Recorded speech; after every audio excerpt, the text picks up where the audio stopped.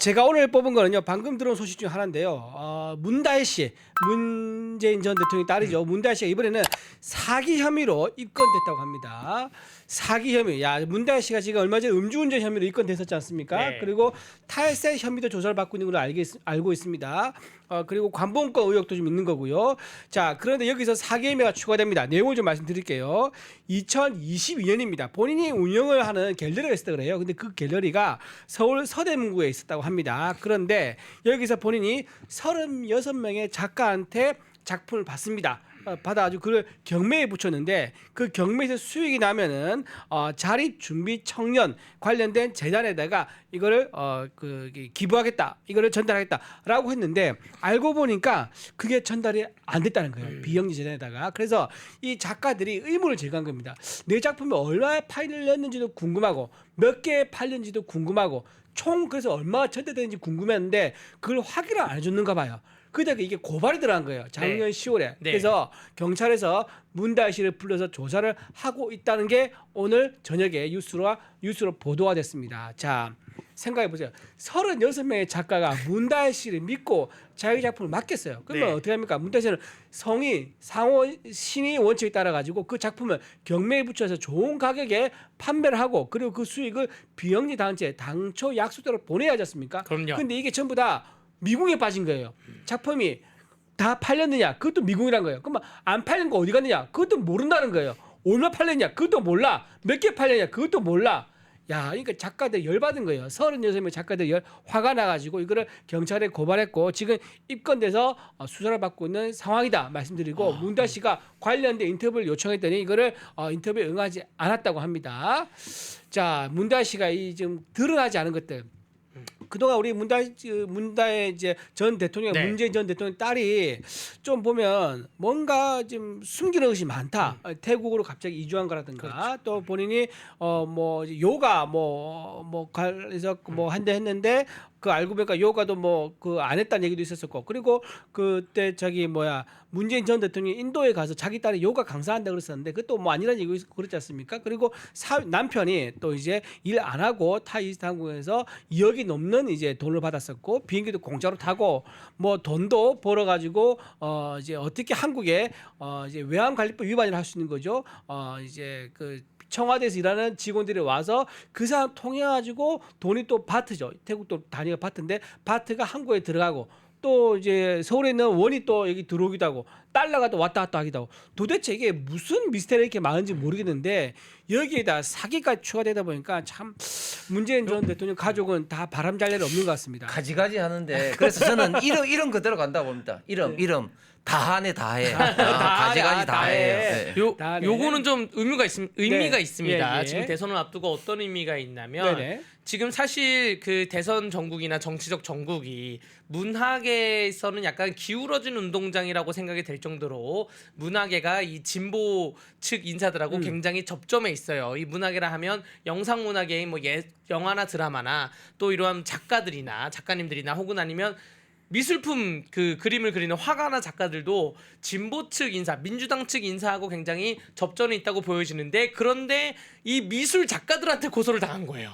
이건 굉장히 의미가 있다 보여지고요. 약간 죄질이 안 좋은 거는 이 본인이 미술 작품에 대해서 36명 작가들한테 내 갤러리에 맡겨서 그걸 팔아서 그 이익금을 자립 준비 청년들에게 나눠주겠다. 혹은 자립준비 청년들의 자립을 위해 쓰겠다라고 하는 거는 자립준비 청년이 어떤 사람들입니까? 고아원이나 보육원에서 성인이 돼가지고 정말로 국가에서 지원하는 지원금이 너무 작아서 요즘 사회적인 문제가 되고 있는데 그 예전에야 그 2천만 원, 3천만 원 지원 받으면 단칸방이라도 얻을 수 있었는데 지금은 약간 월세 보증금도 얻기 힘들 정도의 돈이어가지고 버티기가 힘들어서 그 부분을 악용한 거예요. 내가 자립준비 청년들을 도와주기 위해서 그림을 나한테 맡겨라 라는 것이고 이게 정말 약간 그 고소까지 진정서를 이제 받았다는 것인데 이 그 작가들을 속일 때 아마 작가들은 문재인 대통령의 딸이니까 믿고 맡겼을 거예요. 그 믿고 넘겼죠. 네, 아마 많은 갤러리들한테 문재인 대통령의 딸이 아니면 본인의 작품을 함부로 맡기지 않았을 것입니다. 경찰이 일단은 불러서 조사를 할 것이라 보여지고요. 이거는 이제까지 있었던 뭐 다른 개인적인 비리 양상과 또 다른 게 음주운전은 피해자가 없는 범죄일 수도 있거든요. 법적으로 엄밀히 말하자면 혼자 음주운전을 했으면 물론 문다혜 씨는 차를 막았습니다. 근데 사기죄는 피해자가 엄연히 존재하는 범죄이기 때문에 뭐 지금 피해자랑 합의하려고 노력하는 것 같긴 하겠지만 뭐 소상히 수사를 통해서 밝혀졌으면 합니다. 이게 이제 본인이 이제 뭐 슈케인지 아닌지는 알 수가 없습니다. 어쨌든 지금 그때 경매했던 이익금이 어디 갔느냐 이게 지금 문제인데 그 이익금이 만에 하나 본인이 운영했던 에어비앤비 그 오피스텔 구매하는데 들어갔다 그러면 이거 굉장히 또 큰 사건으로 또 비화될 수가 있습니다. 그래서 끝까지 계좌 추적을 해가지고요, 또 현금이든지 계좌 추적해가지고 꼭 추적해서 그 돈의 주체가 어디로 흘러 들어갔는지 꼭 확인할 필요가 있다 그렇게 말씀드립니다. 그 우리 그 강변이 보기에는 네. 어떻습니까? 지금 민주당이 지금 하는 했던 행태를 봤을 때 지금 이제 법안을 다양하게 지금 진행을 하려고 하잖아요. 네. 뭐 이런 것들이 사실 지금이야 뭐 우리가 그 윤석열 대통령 때라든지 뭐 거부권을 통해서 했는데 앞으로 이랬던 문제가 우리 대한민국에 있어서 법적인 안정성뿐만 아니라 정치적으로나 그리고 여러 가지 어떤 국가적인 어떤 문제를 많이 발생시킬 수 있을 것 같은데 네. 어떻게 보십니까 지금? 국가를 난도질을 하는 것이고요. 네. 아까 말씀하신 그 법안 중에 공직선거법 허위사실 공표 중에 행위라는 거를 삭제하겠다. 그 민주당 신정훈 의원하고 한 10명이 공동 발의를 했던데 네. 행위라는 거를 삭제를 하면 우리는 이제 공직선거법에서 행위에 대해서는 마음껏 얘기할 수가 있는 거예요. 허위 그렇죠. 사실을 네. 만났냐 안 만났냐 거짓말 얘기할 수 있고요. 밥 먹었냐 안 먹었냐 거짓말로 얘기할 수 있거든요. 갔냐 안 갔냐 그 장소에 거짓말로 얘기할 수 있습니다. 예를 들어서 뭐 어젯밤에 유흥주점 갔어요 안 갔어요? 갔는데 안 갔습니다. 이거 얘기하는 게 네. 허위 사실 유포에서 다 벗어날 수가 있는 것인데 지금 민주당이 주장하는 게 명확하지 않다라 행위라는 게 이미 헌법재판소에서 명확성의 원칙에 대해서 굉장히 두꺼운 해석으로 명확하게 한 게 있습니다. 다른 공직자들 다 안 걸리는데 왜 이재명만 거기에 걸리고 있습니까? 아니 그리고 뭐 그런 것뿐만 아니라 예를 들면은 상대방에 대한 어떤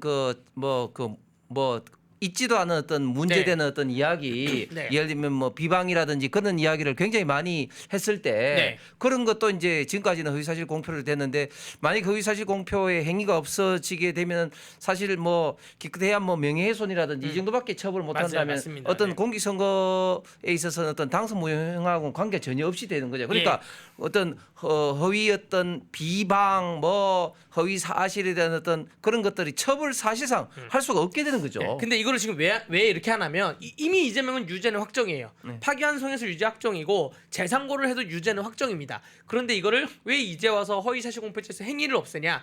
양형에는 영향을 줄 수가 있어요. 왜냐하면 대법관들이 재상고를 하면 대법관들이 판단을 합니다. 지금 조희대 대법원장에 대해서 탄핵을 한다고 뭐 내일 뭐 청문회 결정을 내리고 그렇게 하게 되면 이게 재상고를 해서 올라갔을 때 대법관들이 회의를 할 때 이미 이 법이 사문하대 조항이다. 없어진 법이면 유죄를 죽인 주되 양형을 고려할 수가 있어요. 양형을 100만 원 이하로 떨길 확률이 없지 않습니다. 이 법이 통과가 되면 그렇기 그러니까 때문에 면소의 대상 되는 건 아니고. 그건 아니고 무죄는 아니고 면소도 아니고 양형만 떨어질 수가 있습니다. 그러니까 이미 이제 유죄 취지에 내렸기 때문에 면소는 아니고 양형에만 이제 네. 영향을 준다. 그러면서 네. 이 법이 국회에서 심도 있게 한 결과 뭐 반성적 고려에 의해서 행위라는 게 삭제가 됐음을 근거로 해가지고 뭐 피고인 이재명에 대해서 예를 들어서 이만큼 선고를 한다 이렇게 변동이 생길 수는 있습니다. 네. 자, 이제 좀 추가로 말씀드리면 이런 식으로 법을 입법을 시키잖아요. 그러면 가장 그거보다 양형의 영향주가 더 큰 게 하나 더 있어요. 뭐냐면은 그 법이 만약 통과되지 않더라도 통과될 것 같은 분위기 있잖아요. 그럼 판사들의 재판을 대부분 중지를 해요. 그렇죠. 전에 어떤 경우가 있었냐면 뭐 변호사는 더 잘 알겠지만 간통죄가 폐지되는 그런 상황이 왔습니다. 네. 간통죄 폐지가 사회적 공론화가 굉장히 많이 됐었는데 그게 거슬러 시간이 쌓이다 보니까 야 이제는 시대가 변했다. 간통죄를 폐지하자. 자유에 맡기자라는 그런 성숙한 사회 문화가 반영돼 가지고 폐지되는 단계에 왔어요. 그랬더니 전국에 있는 법원에서 간통죄 관련된 재판이 전부 다 올스탑됩니다. 맞습니다. 올스탑 한 1년 정도 올스탑 됐을 거예요. 그러고 나서 결국은 통과되니까 전부 다 무죄 면소 처리됐습니다. 근데 이 사안은 대법원에서 이미 유죄 네, 확정 네. 판결을 내렸기 때문에 네. 재판이 중지되지는 않을 것 같습니다. 그러니까 약간 간통죄 사안은 그 헌법재판소에서 위헌 판결을 내렸기 때문에 거기에는 어떠한 문화적 변경과 반성적 고려 이런 단어가 들어가서 재판에서 이제 한 건데 그 아마 대법관님들도 그러니까 재판은 중지되지 않고요. 대법관들도 이 민주당의 정치적 고려에 의해서 행위를 없앴다라는 것에 대해서는 고려를 하실 겁니다. 그렇죠. 근데 그게 민주당에서 통과시키고 나면요 아주 중요한 자기들의 도구가 될 수 있는 거죠. 봐봐라 지금 이거 없어지는 건 그렇죠. 법인데 이걸 처리한다고? 그렇죠. 이걸 처벌한다고?라고 하면 그리고 더 정치적 이제 공방이 되는 거죠. 법원을 더 그렇죠. 압박하겠죠. 법사위에서 그렇죠. 질문 막 하고 막 그럴 것 그렇죠. 같습니다. 법세 네, 네. 물고. 법원을 더 압박하겠죠. 맞아. 예, 그래서 그렇죠. 이런 일이 있어서는 안 되는데 지금 이제 민주당이 절대 의석으로 장악한 국회에서 민주당이 앞으로 어떤 법을 어떻게 이재명 방탄법, 이재명 법을 할 수 있을지 참 심히 우려스러운 어떤 그런 어떤 대목입니다. 펜앤마이크에서 추천하는 영상도 보고 가세요. 다른 영상도 즐기시려면 구독 버튼을 꼭 눌러주세요.